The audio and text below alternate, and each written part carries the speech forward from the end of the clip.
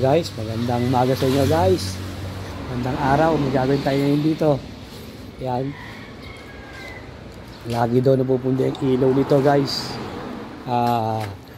Honda TMX 125. Lagi raw pundi ang kanyang mga ilaw. Yan, si Bossing, yung may-ari. Yan. Shoutout sa'yo boss. Yan yung may-ari oh. Yan. Lagi daw pundi ang... Ayun oh. Yan si Bossing, yung may-ari. Itong Honda TMX 125. Yan. Lagi daw napupundi yan. Lagi mapundi ang ilaw mo boss. Lagi putok ang ano, ang fuse. Ang fuse, yun. Tsaka yung ilaw, lagi napupundi. Tapos yung kanyang battery, nag-iinit daw. Yan. Nag-iinit yung battery. Yan ang chichikipin ng ating mechanic. Si Boss King. Yan. Titay lang at maya-maya, chichikipin na ng ating mechanic yan, si Boss King. Para malaman kung bakit lagi napuputok ang fuse. Saka napupunta yung kanyang ilaw, nag-iinit yung battery. Yan guys, bago pa sa ng ating mechanic yan, subscribe nyo muna kami sa aming YouTube channel, EMB TV. Pa-like at pa-share na rin guys. At pindutin notification bell para lagi kayong updated sa mga i-share namin video at po-post guys. Okay guys, wait lang. Mamaya babanatan na ng Boss King yan. Baka mabanatan pa ng iba. Kaya babanatan na yun mamaya. Okay? Ayan guys, umpisa na ni Bossing ito-troubleshoot niya. Ang unang ito-troubleshoot niya guys, yung regulator nito. Kasi yun ang nakita niyang mukhang may problema guys. Kaya yan ang unang ito-troubleshoot niya. Kung maganda ba ang karga niyan o okay pa o hindi na guys. Kung nag-akarga ng ayos o nagpa-function ng maganda. Kaya yan ang testingin muna niya yung regulator guys. Okay guys. Tingnan ko yan, paano ko? Regulation. 17 na agad yun. Oh, Bob, namalaki na. Ilan? 18 volts. Oh. Overcharge. Overcharge dapat ano yan? Dapat yan ay 14.2 lang. Kahit anong revolusyon yan. Ganyan, parang 14. Oo. Eh ito, minor pa lang, 14.7 na. Kasi may overcharge. Pag kinirevolusyon, kaya pa revolusyon lang. Hop. Nagna-19. 18, kulang-kulang mo 19 na. Kunti pa pihit no. Overcharge, so masisira. Sabihin, kaya mapundi yung mga ilaw-ilaw. Mapupunta yung mga ilaw, tapos masisira ang battery. Okay. Yun guys. So, kaya pala malimis mapundi itong ilaw nito. O overcharge yung kanyang nga yan? Regulator. Yan. Kaya dapat papalitan. Overcharge na yung kanyang regulator. Honda TMX yan? 125. Alpha. Mabilis mapundi ang mga bumbilya guys. Ito ang problema. Ito kanyang regulator. Ito papalitan. Kasi nag-overcharge na ito. Wala na sa tamang charge. Testing muna natin ito. Testing muna. Sige. Okay na. Papalit natin bago. Yan guys. Magtatry kami ng bagong regulator. Kung maganda ang function na, kung iba dun sa luma, para malaman natin guys kung talagang may problema na talaga yung kanyang regulator guys. Okay,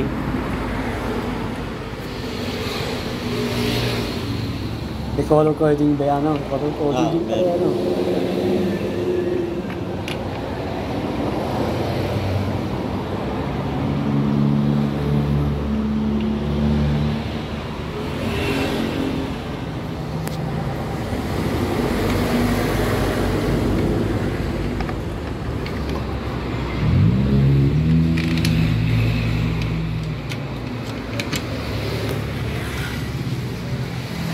Guys, ulitin ko ulit sa inyo guys ha. Malimit mapundi ang nito ha. Mga ilaw nito, saka headlight. Yan, mga signal light, malagi na pupundi. Saka napupunto confuse guys. Gawin yung connection sa battery. O yung sa may fuse. Oo. Hindi na ito kainit. Nag-iinit ang baterya. Oo. Yun. Pero kung hindi mo natanggal yun, masisira ang battery mo.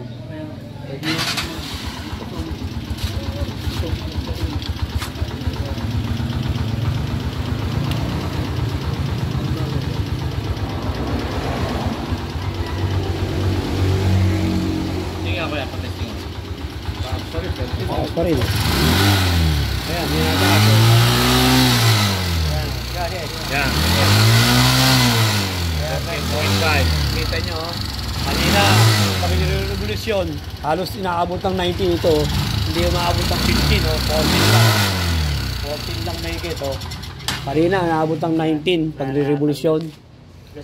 Kaya overcharge yung kanyang regulator.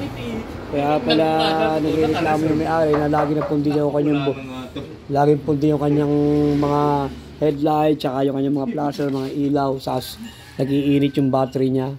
Yun, naging problema, guys. Meron pang isang problema ngayon. Walang gasolina. Naubusan po pala ng gasolina.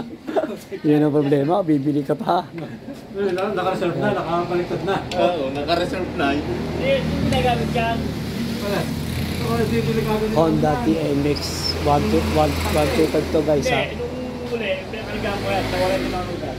Yan, guys, oh, baka kayo makapag-experience ng ganyan na yung inyong mga ilaw lagi na pupundi, mga headlight, baka lagi na pupundi, yung pala overcharge na yung inyong regulator, ha, guys, ha.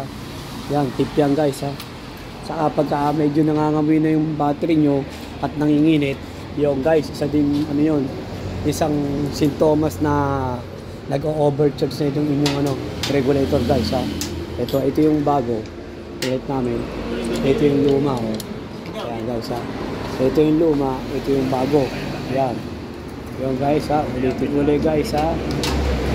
Ang sinyalis na overcharge ang inyong regulator ay malimit mapundi yung mga ilaw, tapos nag-iinit ang baterya, tapos nangangamoy ang baterya nyo, guys. Yun, sinyalis na yun na nag-overcharge ang inyong regulator. Hindi maganda ang karga, guys, ha. Okay, guys, tip yun, guys, ha.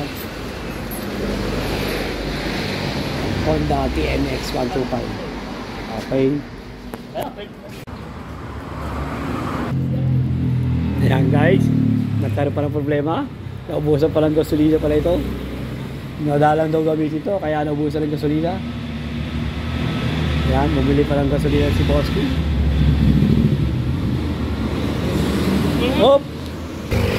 Start ka.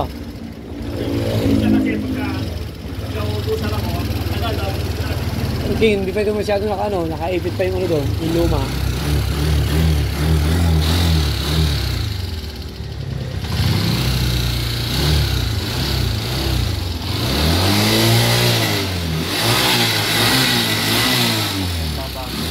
Kaya na, naundap Kaya na, ako to.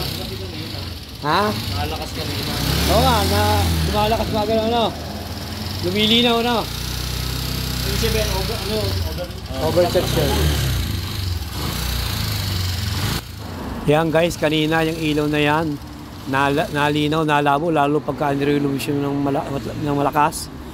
Lumilinaw, tapos pag inihina mo ng revolusyon, humihina naman, guys. Yun din ang isang sintomas na sira yung inyong regulator. Kumbaga, hindi siya nagpa-function ng maganda. Okay, guys. Yan, guys, okay na yan, tapos na yan. May lalaging problema yung kanyang regulator. Sana, guys, kahit pa paano, may nako kayong tip sa amin, baka maka-encounter kayo ng ganyan, ng problema, guys. Regulator lang, guys. Okay, guys. Sana, guys, subscribe nyo kami sa aming YouTube channel, EMB TV. Pa-like at pa-share na rin, guys, at pindutin notification bell para laging updated sa mga i-share na yung video at post, guys. Yan, guys, thank you, guys, sa mga nanood, guys, ha. Sana kahit pa paano may nakuha kayong idea sa amin, guys. Okay, thank you, guys. Yeah, thank you, boss. Thank you.